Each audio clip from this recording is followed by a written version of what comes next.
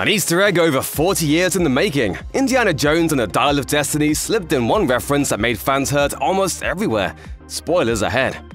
In a conclusion as epic as the Dial of Destiny, it was inevitable that Dr. Jones's last great adventure would be filled with callbacks.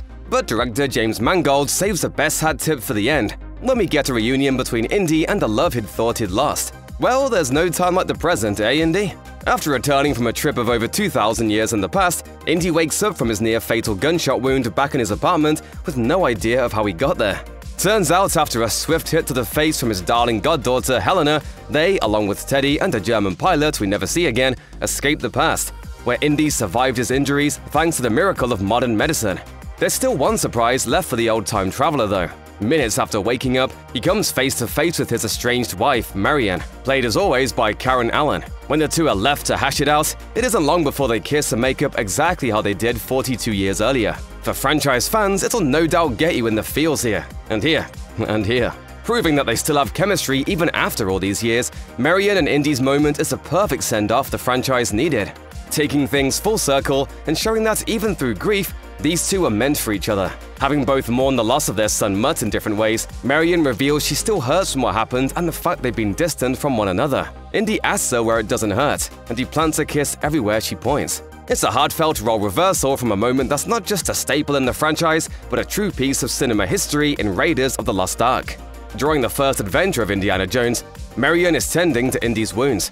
After being asked where it doesn't hurt, they finally show affection for each other, with Marianne kissing Indy before he drifts off. Jones?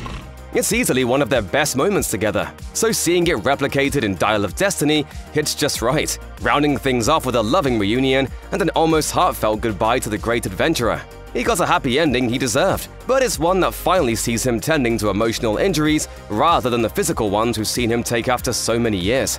While the closing moment of the Dial of Destiny is a great little nod to Indy's origins, it also ties everything in a charming bow as our worn-down hero gets the resolution he needs. For most of Indy's last great adventure, there's an added bit of regret to the standard stubbornness we've always come to anticipate with our beloved explorer. This isn't just a story about a hero past his prime, but the regret of past mistakes he fears he can never resolve. He even goes as far as to accept that, quite literally, staying in the past is the best course of action as opposed to a present that he believes has no place for him.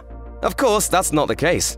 While he's helpless to change the loss of his son, who died after joining the army against his father's wishes, he can still fix some things. The Dial of Destiny gives Indy the chance to be a hero in a different way and return to being the loving husband to Marianne that she's needed, even if he didn't originally have it in him to be that particular hero. The world will always need Indiana Jones, but Marianne needs him more.